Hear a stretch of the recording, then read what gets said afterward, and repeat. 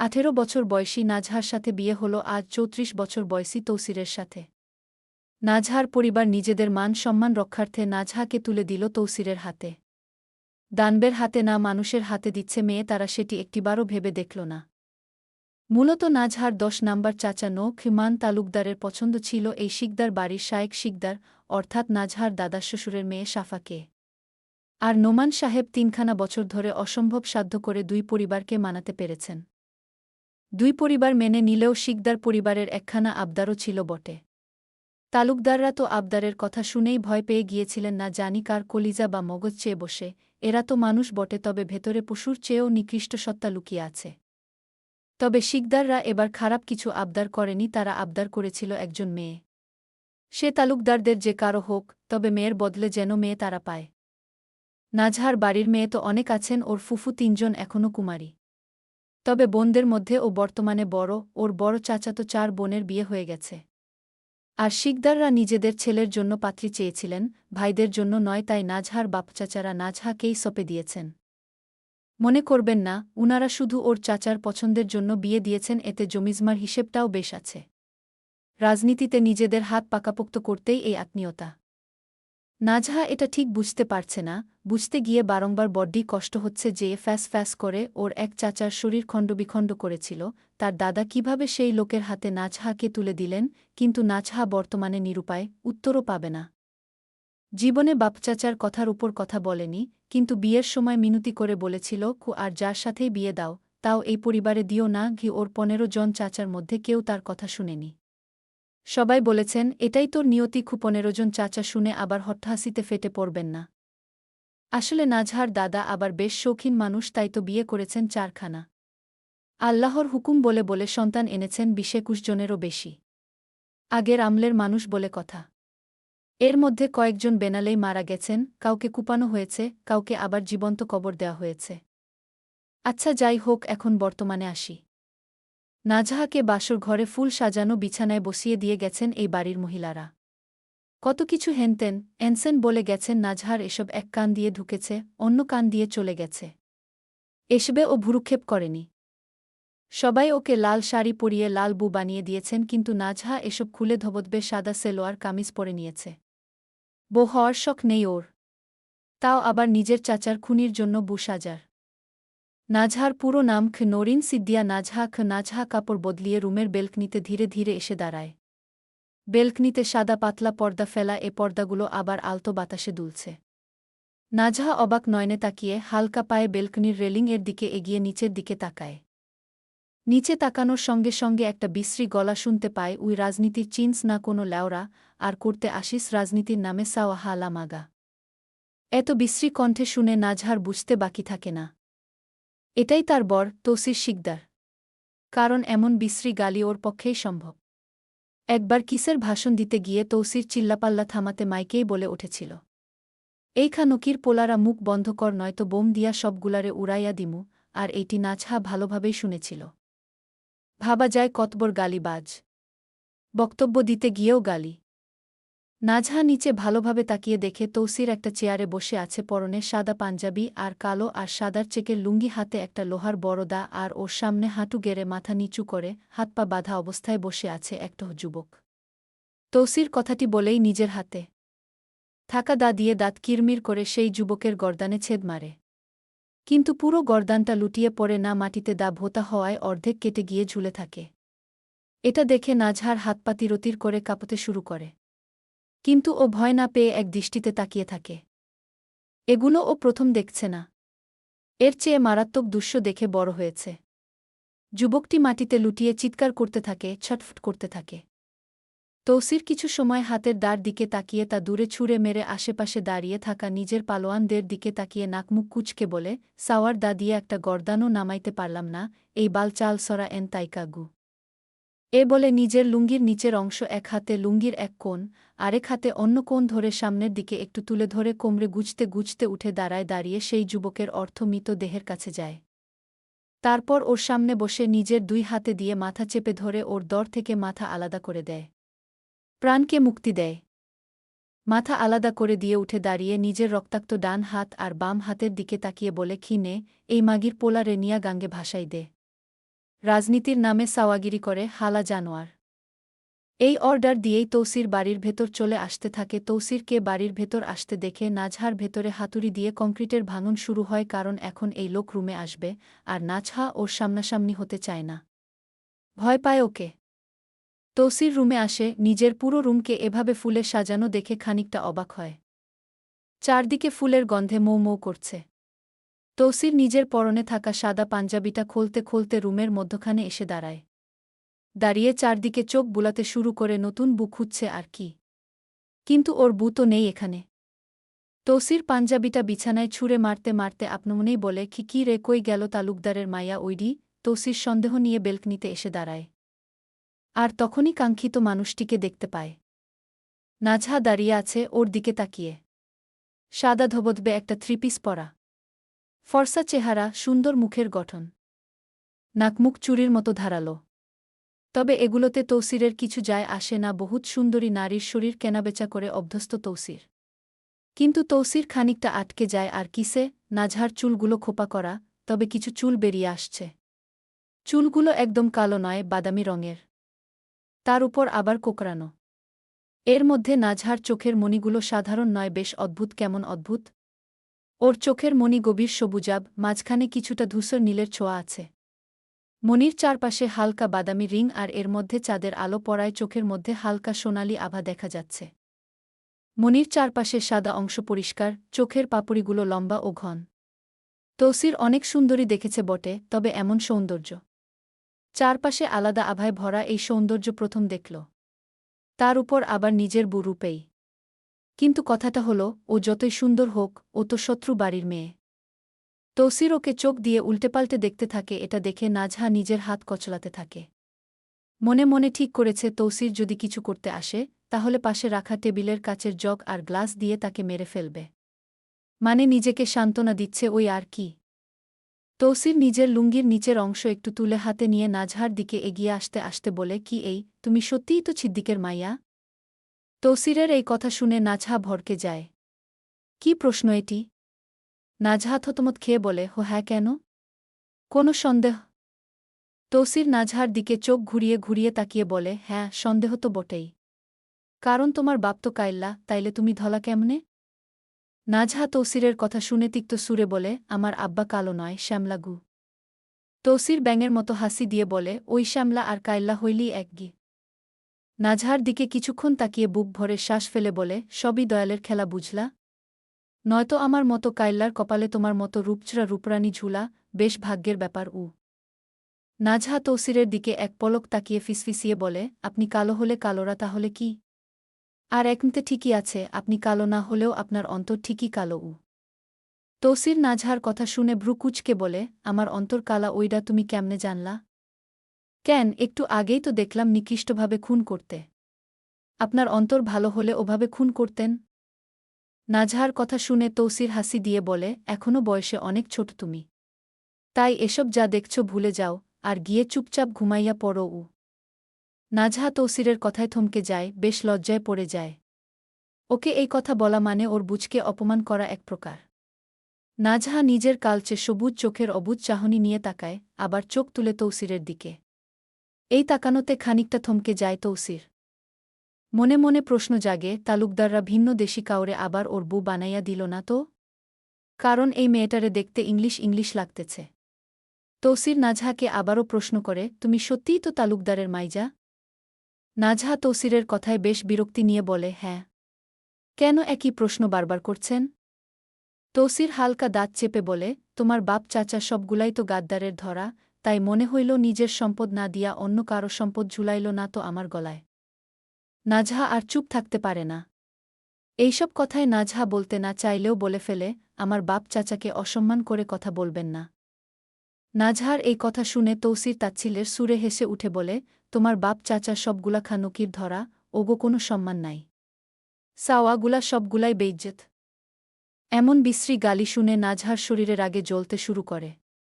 নাজহা দুই হাত মুষ্টিবদ্ধ করে তৌসিরের পানে তাকিয়ে শক্ত সুরে বলে, নিজের মুখে লাগাম টানুন। তৌসির নাজহার উপদেশ শুনে টিটকারির সুরে বলে, দুঃখিত দুঃখিত। আমি ভেরি দুঃখিত, বাচ্চাদের সামনে গালাগালি করা আসলেই উচিত না। নাজহা ভ্রু কুচকায় তৌসিরের কথায় ভেরি সরি শুনেছে কিন্তু ভেরি দুঃখিত এই প্রথম শুনল এর মধ্যে তৌসির ওকেই বাচ্চা বলল। নাজহা কাঠ গলায় বলে আমার বয়স যথেষ্ট এবং আল্লাহর হুকুমে আমি যথেষ্ট বুঝদার। তৌসির নাজহার কথায় দীর্ঘশ্বাস ছেড়ে কিছুক্ষণ নাজহার দিকে তাকিয়ে থাকে, তারপর আফসোসের সুরে বলে হালার পুত গো, কাছে চাইলাম বউ আর ওরা আমার গলায় ঝুলাই দিল লেদা বাইচ্ছা। এ বলেই আসমানের দিকে তাকিয়ে দুই হাত বুকের সামনে তুলে নাড়িয়ে নাজহার দিকে তাকিয়ে বলে সবই দয়ালের খেলা বুঝলা তালুকদারের মাইজা। ইচ্ছে ছিল তোমার দাদার মতো বাইচ্চা কাইচ্চা দিয়া বংশ ভরাইয়া দেওনের। কিন্তু তোমার যে বয়স আর বুঝ, এইডায় আমি এক বাচ্চার বাপও হইতে পারমু কি না সন্দেহ আছে। নাজহা তৌসিরের কথায় এক দৃষ্টিতে তাকিয়ে থাকে। এই লোক কি বলছে এসব? নাজহা কিছু বলতে যাবে তখনই তৌসির বলে ওঠে যাও ঘুমাও গিয়া। বাসর টাসর এসব এই জীবনে হইব না, এসব করলে তুমি বাঁচতা না। নাজহা তৌসিরের এই কথার জবাব টাস করে বলে ওঠে নিজের মুখ সামলে নিন, নয়তো ঘা হয়ে যাবে কবে। এই বলেই নাজহা রুমে চলে আসে। রুমে এসেই কোথায় যাবে, এই রুমের বসার মতো একটা সোফাও নেই, নাজহা খুঁজে পায় না। এরা এত বড়লোক হয়ে এমন ছোটলোকি করে কেন? ঘরটা বেশ বড়সড়, তবে এখানে ঝাঁকঝুমুক কিছু নেই। একখানা নরম তোষকে মুড়ানো বড় বিছানা, একটা কাঠের আলমারি, একটা ওয়ার্ডরোব, তার পাশে ছোট্ট বুকশেলফ আর বেলকনির দরজা, সাইডের দেয়ালে জানালার সামনে একটা চেয়ার টেবিল। নাজহা এখন খুঁজে পায় না ও কোথায় ঘুমাবে। তৌসির পিছন থেকে এসে বলে আমার লগে এক বিছানা, চাইলে ঘুমাইতে পারো, না চাইলে ওই টেবিলের কোনায় পাটি রাখা আছে, এইটা বিছাইয়া নিচে ঘুমাও। নাজহা তৌসিরের কথা শুনে আর ওর দিকে তাকায় না। ধীরে ধীরে পাটি নিয়ে মেঝেতে বিছিয়ে নেয়। মেঝের উপরেও কোনো কাপড়ের কার্পেট বিছানো নেই, স্রেফ টাইলস করা। নাজহা এসবে অভ্যস্ত নয় বটে, তারপরও পাটি বিছিয়ে বিছানার দিকে তাকায়। সেখানে রাখা আছে কাঁথা। তাই উঠে গিয়ে কাঁথা আর বালিশ নিয়ে মেঝেতেই জায়গা করে নেয়। তৌসির লাইট নিভিজে বিছানায় উঠতে উঠতে বলে রাইতে ঘুম ভাঙলে বিছানার দিকে আবার তাকাইও না, লুঙ্গির নিচে কিছু পরিটরি না। লুঙ্গি আবার কান্ধে উঠিয়া যাইতে পারে। নাজহা তৌসিরের কথায় কোনো উত্তর দেয় না, চুপচাপ বালিশে মাথা রাখে। এক ঘরে এক কুমিরের সাথে ঘুমাচ্ছে, ঘুম কি আর আসবে? না, আসবে না। ভেতরটা খচখচ করছেই তো করছেই। আর খচখচ করার একটাই কারণ, তা হল নিজের বাপ চাচার স্বার্থপরীর কথা। তারা কিভাবে ওর জীবনটা এভাবে শেষ করে দিতে পারলেন? একটুও কি দয়া মায়া নেই? নাজহা ভেবেছিল অন্তত ওর মাস্টার চাচ্চু, লাল চাচ্চু আর ছোট চাচ্চু বুঝবেন, কিন্তু উনারাও বুঝলেন না। মাস্টার বলতে স্কুলের মাস্টার না, উনি ইংলিশে মাস্টার দিচ্ছেন, সেই সুবাদে উনাকে মাস্টার চাচ্চু ডাকে। আর লাল চাচ্চু বলতে তিনি রেগে গেলেই লাল হয়ে যান, সুন্দর বেশি, তাই লাল চাচ্চু ডাকা। নাজহার ভেতর ধরফট ধরফট করছে। তৌসিরের মুখের ভাষা খুব খারাপ, শুধু তৌসিরের নয়, তাদের বাড়ির সবারই এমন, শুনেছে নাজহা। নাজহা খুঁজে পায় না এই প্রশ্নের উত্তর, এই বাড়ির মানুষগুলো এত খারাপ হয়েও এমপি, মন্ত্রী, মেয়র হয় কিভাবে? তাও এক পরিবার থেকে। নাজহার স্বপ্ন ছিল ইন্টার দিয়ে IELTS ইংল্যান্ড গিয়ে ভার্সিটিতে পড়তে। ইংল্যান্ড যাওয়ার অনেক ইচ্ছে ওর, কারণ ওখানে গেলে যে নিজের জন্মদাত্রী মাকে দেখতে পাবে এক নজর। আসলে ওর বাবা মা আলাদা থাকেন। ওর বাবা নিজের খালাতো বোনকে বিয়ে করেছিলেন, যিনি ব্রিটিশ। নাজহার নানা ব্রিটিশ আর নানু বাংলাদেশী। নাজহার বাবা দেশে থাকতে চান আর নাজহার মা নিজের দেশে যেতে চাইতেন বারবার, তাই একসময় এই চাওয়া না চাওয়ার সমাপ্তি বিচ্ছেদে গিয়ে ঠেকে। নাজহার যমজ ভাই নাজহারকে নিয়ে চলে যান নাজহার না নাওলা ইংল্যান্ড, আর নাজহা থেকে যায় দেশে। ছোট ছিল তখন বুঝেনি অত কিছু, ফুফু দাদিজানরা যা বুঝিয়েছেন সেই বুঝেই থেকে গেছে। তবে থেকে যাওয়াতে ওর কোনো অবহেলা হয়নি, ওর বাপ চাচারা পুতুলের মতো যত্নে বড় করেছেন ওকে। বাবার চোখের মণি ছিল, তবে সেই মণিকেও এক সাপের হাতে তুলে দিয়েছেন। নাজহার চাচিরা মায়ের অভাব বুঝতে দেননি ওকে, সবসময় আগলে বড় করেছেন। নাজহা বছরে হয়তো দুদিনও নিজের চুল নিজে আঁচড়ায়নি, ওর চুলগুলো বেশ সুন্দর, আলাদা। সে জন্য ওর বর আম্মা এই চুলের যত্ন অসম্ভব রকম নেন। পরিবারের মধ্যে সবচেয়ে সুন্দর কন্যা সন্তান, তাই ওকে সবাই আলাদাই যত্ন করতেন। কিন্তু কি হলো, এত ভালোবাসা দিয়ে দিন শেষে এক দানবের হাতেই তো তুলে দিলেন। নাজহার যদি তাক্কত থাকত তবে ওর আব্বার চোখের সামনে দাঁড়িয়ে প্রশ্ন করত, আব্বা, নিজের যত্নে গড়া ফুলকে এভাবে ঝরিয়ে দিতে একটুও কষ্ট হয়নি আপনার? কিন্তু আফসোস, এই প্রশ্নটা স্বপ্নেও করা সম্ভব কিনা, তাতেও নাজহার সন্দেহ আছে। নাজহা এমন ৭-৫ ভাবতে ভাবতে চোখ লাগা।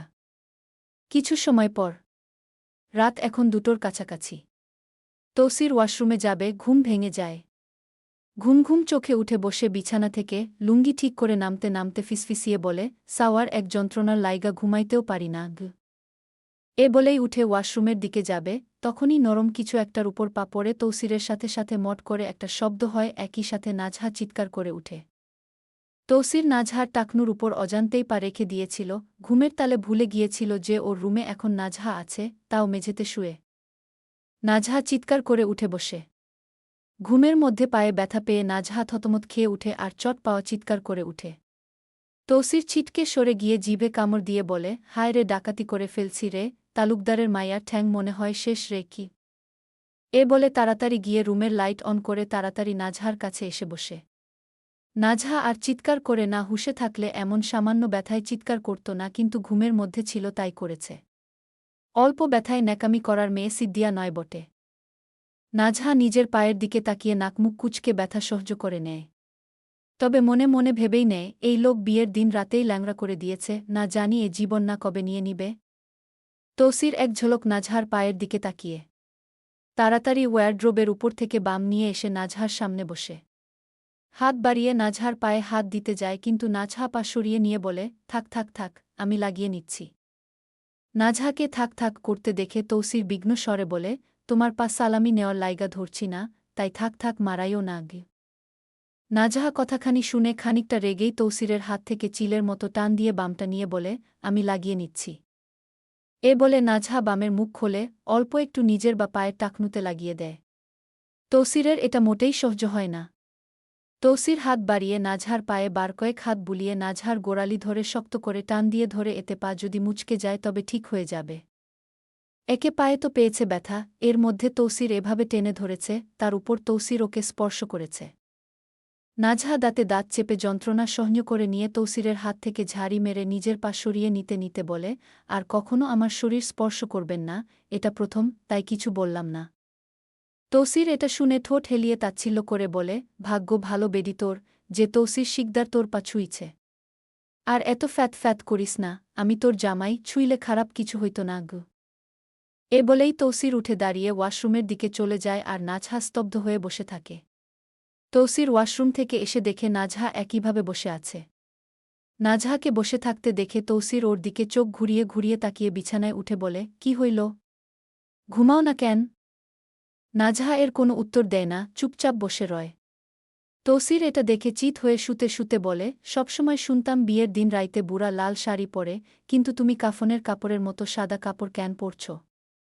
নাজহা এটা শুনে দাঁত চেপে বলে, কারণ আমায় দাফন করা হয়েছে, তাই কাফন পরেছি। তৌসির নাজহার এই ঝাঁজ ধরা কথা শুনে বলে, ঝাঁজ আমার লগে দেখাইও না, পরে কবে মায়রা টায়রা ফেলমু, আর বউ মেরে ফেলার কলঙ্কিনী বয়না যাইমু।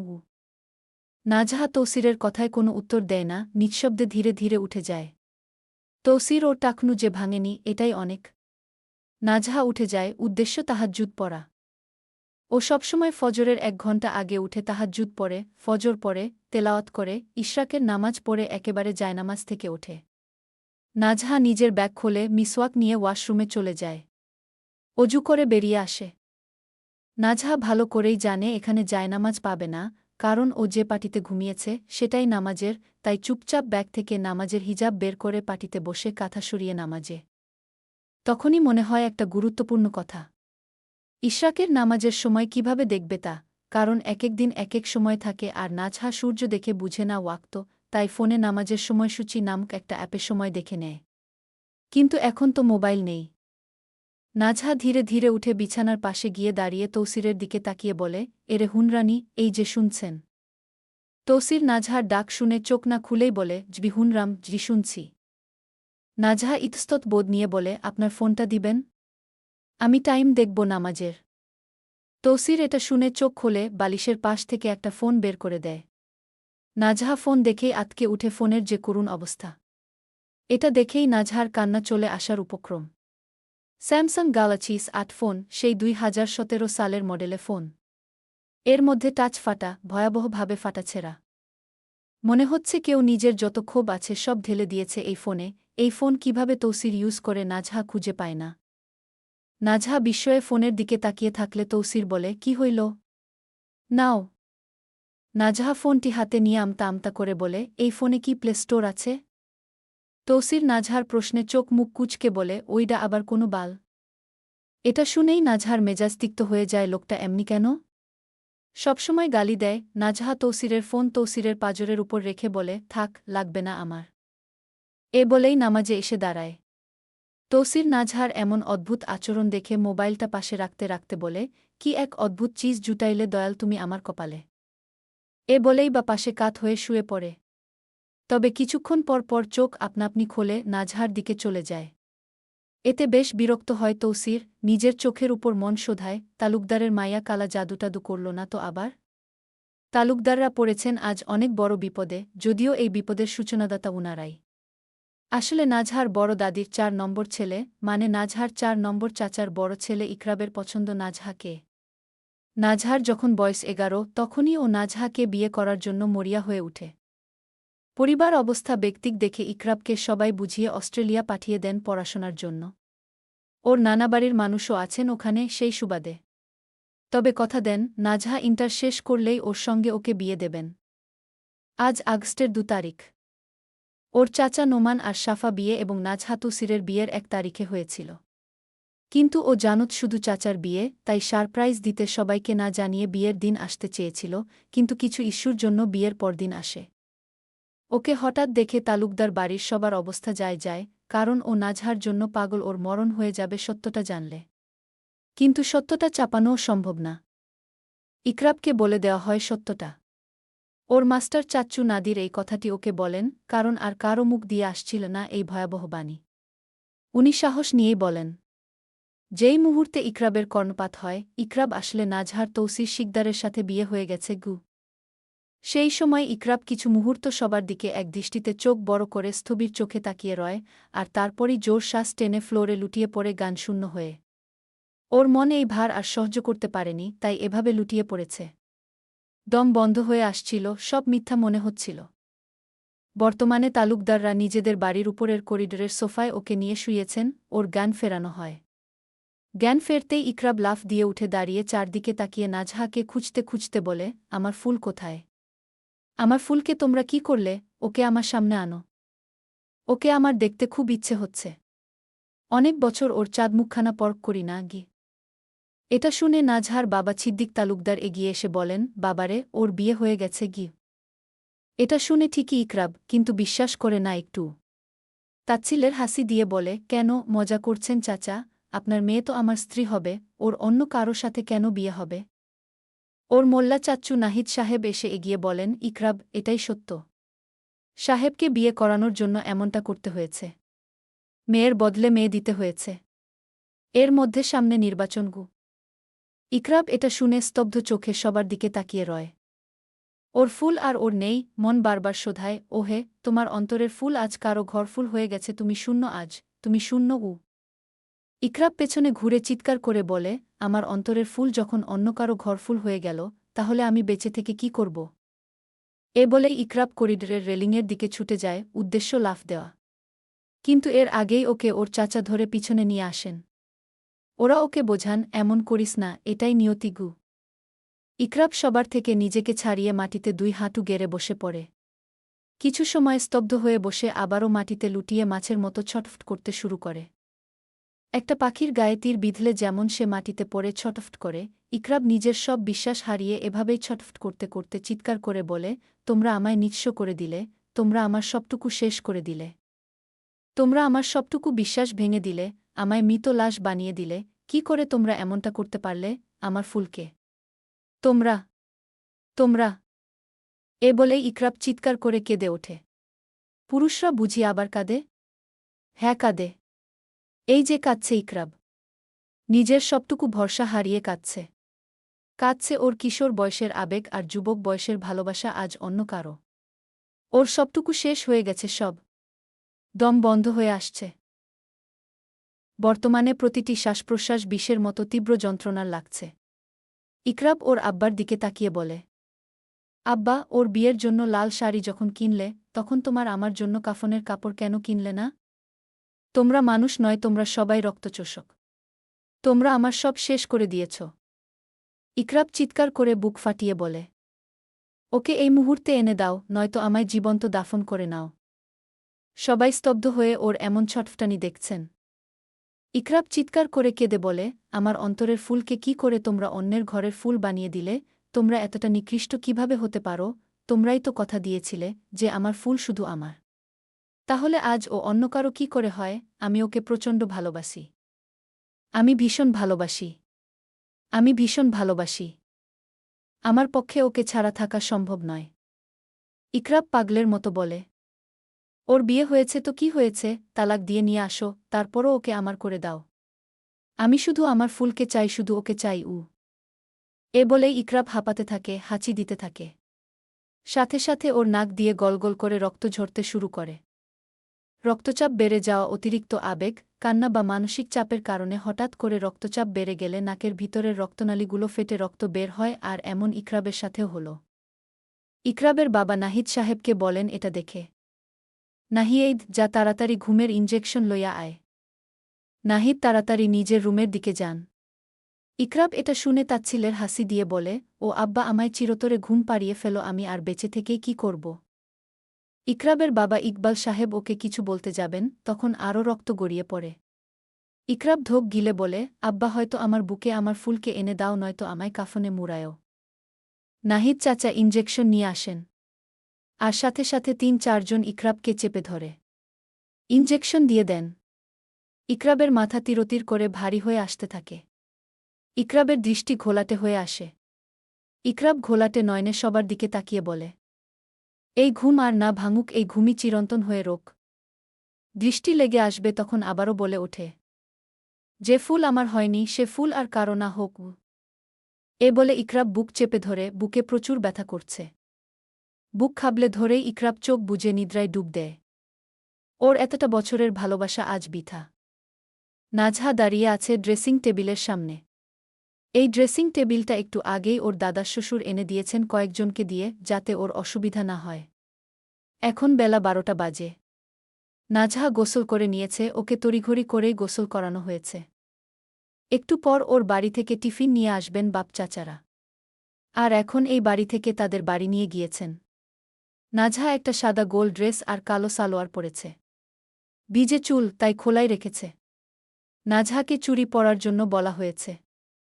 ড্রেসিং টেবিলের আয়নার সামনে দাঁড়িয়ে নাজহা আপন মনে আস্তে আস্তে চুড়িগুলো হাতে পড়ছে। এদিকে তৌসিরও রুমে রেডি হচ্ছে। তৌসির পরেছে সাদা লুঙ্গি। এমনিতে তো চেকের পরে, কিন্তু সাদা বেশিই পরে। সাদা পাঞ্জাবি আর পাঞ্জাবির উপর কালো মুজিব কোট, পায়ে লেদারের জুতো। এই জুতো আবার ডার্বি জুতো। এই জুতোখানা তৌসিরকে ওর মেঝো চাচা গিফট দিয়েছিলেন। গত সপ্তাহে ইংল্যান্ড থেকে আসার সময় নিয়ে এসেছেন, কারণ ইংল্যান্ড এই জুতো সেরা ক্লাসিক ও হ্যান্ডক্রাফটেড পাওয়া যায়। এর মধ্যে 100 বছরের পুরনো গুডিয়ার ওয়েল্টেড লেদার জুতো, হাতে তৈরি। দাম $8 যা বাংলাদেশি টাকায় আনুমানিক 88,000 হবেই। তৌসির নিজের কোট ঠিক করতে করতে আয়নার দিকে তাকায় এক নজর। তাকিয়ে কিছু সময় তাকিয়ে রয়। নাজহা নিজের মতো চুড়ি পরছে। তৌসির নাজহার বাদামি কোমরের নিচ অবধি চুল দেখে অপলক নয়নে সেই চুলের পানেই তাকিয়ে রয়। বেশ আকর্ষণীয় বটে এই কেশতরঙ্গগুলো। ঢেউ খেলানো চুলগুলো বেশ সুন্দর সুন্দর লাগে তৌসিরের চোখে। নাজহার পরনে গোল ড্রেস, ওর খোলা ঢেউখেলানো বাদামি চুলগুলো তৌসিরের চোখ বারবারই আটকে নেয়।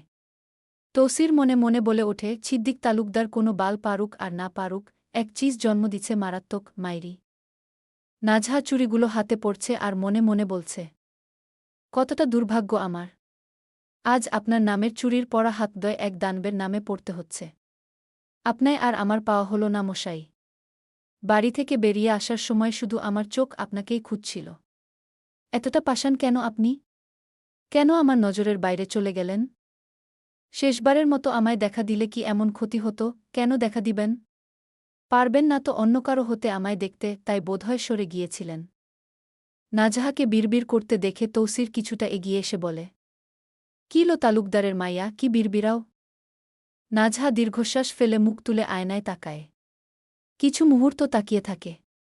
লোকটাকে বেশ সুন্দরী লাগে, জিম করা বডি, নেতা নেতা একখানা ভাব, অবশ্য নেতাই তো। ধুতি স্টাইলের মতো লুঙ্গি পরা, পরনে সাদা পাঞ্জাবি, তার উপর গুছিয়ে পরা কালো মুজিব কোট, যেটাকে অনেকে নেহেরু কোটও বলেন। মুখে দাড়ি অল্প, এই অল্প দাড়ি বলে দিচ্ছে এই হয়তো কিছু দিন আগেই মুখ শেভ করা হয়েছে। চুলগুলো আলতো এলোমেলো, ফর্সা, সুন্দর। মুখের গঠনও বড্ড সুন্দর। কিন্তু এইসব সৌন্দর্য পানছে নাজহার চোখে। কারণ ওর চোখ যে এক শ্যাম পুরুষের স্নিগ্ধতায় বিভোর। নাজহা নিজের মনে মনেই শোধায়, পৃথিবীর সব পুরুষের সৌন্দর্য তুচ্ছ আমার ভালো লাগা মহাশয়ের নীরে উ। নাজহা কিছু সময় ধ্যানে থেকে মাথা নাড়িয়ে নাবোধকভাবে বলে, না, কিছু না গে। তৌসির নাজহার দিকে আয়নায় আর চোখে তাকিয়ে বলে, তোমার আবার কোনো লাংটাং ছিল না তো বিয়ের আগে? তার বিরহে মরতাছ না তো আবার? লাং শব্দটা শুনে নাজহার মেজাজ তুঙ্গে উঠে যায়। তিক্ত সুরে পিছনে ঘুরে তৌসিরের পানে কটমট করে তাকিয়ে বলে, চরিত্রহীনের তমকা দিবেন না। তৌসির নাজহাকে রেগে যেতে দেখে বলে, ও আমার সাওয়া রাইগা যাও কেন? ভালো কথাই তো জিগাইলাম গে। নাজহা তৌসিরের কথায় দ্বিগুণ রেগে গিয়ে বলে, নিজের মুখের ভাষাটা ঠিক করুন। দুঃখিত, মুখের ভাষা ঠিক করা সম্ভব নয় গি। নাজহা এটা শুনে কিছু বলে না। চুপচাপ পাশ কাটিয়ে চলে যেতে নেয়, কারণ তৌসিরের সামনে দাঁড়ালেই রাগে গা জ্বলবে। নাজহা যেতে নেয়, তৌসির তখন বলে ওঠে, শুনো তালুকদারের মাইয়া, এমন সাপের মতো ফ্যাত ফ্যাত কইরো না, পরে সাপের মতো পাড়া দিয়া মাইরা ফেল মুগু। নাজহা এটা শুনে তৌসিরের দিকে তাকিয়ে বলে, রাতে তো মেরেই ফেলেছিলেন। মাইরা ফেলার ইচ্ছা থাকলে পায়ে না দিয়া গলায় পাড়াটা বসাইতাম গে। নাজহা এ বাণী শুনে উত্তর দেয়, তো বসাইলেন না কেন? তৌসির হেসে বলে, তোমারে মাইরা ফেললে আমি বুপামু কই? এমনিই সাত কপালের দৌড়ে তোমার মতো চানমুখী পাইছি গু। নাজহা আর কোনো উত্তর দেয় না। চুপচাপ বিছানায় বসে পড়ে।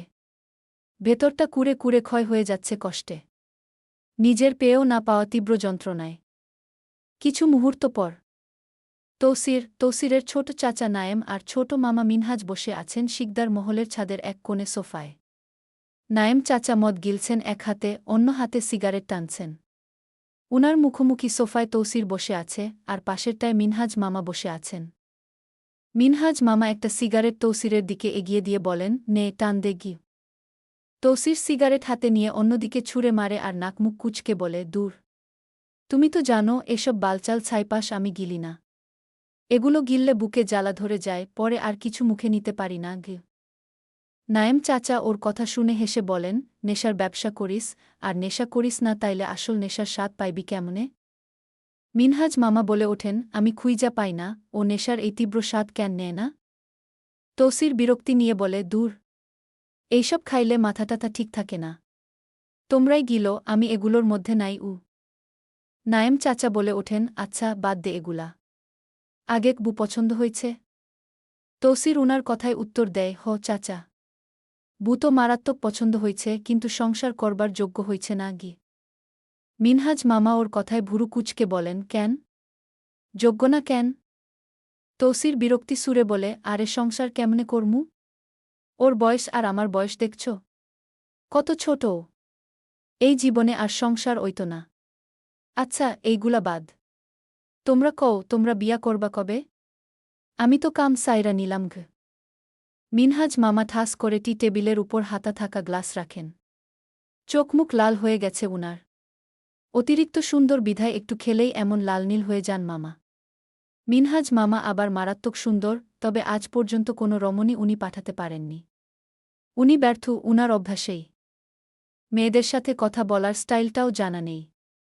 দুয়েকখানে পাত্রী দেখা হয়েছিল, কিন্তু পাত্রীর সাথে কথা বলতে গিয়ে বলবেন বাপের নাম, বলেছেন দাদার নাম। তাই আর বিয়ে করা হয়নি। উনিও আর করতে চান না। কিন্তু বয়স ৩০-এর উপরের দিকে দৌড় দিচ্ছে। মিনহাজ মামা আবার তৌসিরের ছোট। আর নায়েম চাচা তৌসিরের ১ বছরের বড়। উনি নেতা মানুষ। উনার রাজনীতি আর দুর্নীতিই সব। সংসার, বউ, বাচ্চা এগুলোতে তিনি রাজি নন। তাই আর কি করা, উনি আছেন উনার মতেই। নায়েম চাচা তৌসিরকে বলেন, শুন, ২টা বাটিয়ালি থাইকা আইছে। এখন কি করমু ওগো? তৌসির সন্দেহভরা চোখে বলে, ওরা নিজের ইচ্ছায় আইছে তো? কন্ট্রাক্ট সাইন করছে তো? ওরা নিজেই আইছে। আমরা কাউরে ধুইরা আনি নাই উ। তাইলে ওগোরে আলমের ফার্ম হাউসে পাঠাইয়া দাও। আলম ৫ লাখ দিছে আমারে। এর মধ্যে ওদের ২ জনের ২ দিয়া দিও উ। মিনহাজ মামা বলেন, এগুলো বাদ দে ভাই বাবারা। ল্যাবের কি হইল? দাঁতেরটায় কোনো কাম হইছে নাকি? তৌসির তিক্ত সুরে বলে, ল্যাবের কথা আর কইও না। ওগুলো ডাক্তার না, সবগুলা উলুর বদল। সাওয়াগুলা কোনো কামের না গি।